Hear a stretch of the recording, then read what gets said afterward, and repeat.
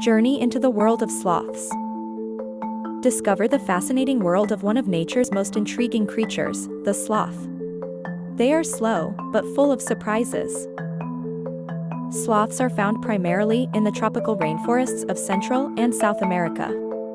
With their signature slow pace, they spend their lives hanging upside down in trees. Despite their laziness, they are excellent swimmers.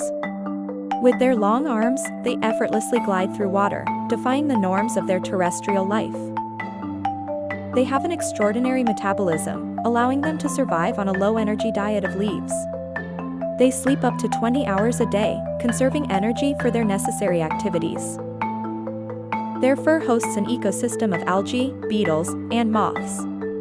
This symbiotic relationship gives them a greenish hue, providing perfect camouflage against predators. Sloths may appear defenseless, but they have sharp claws.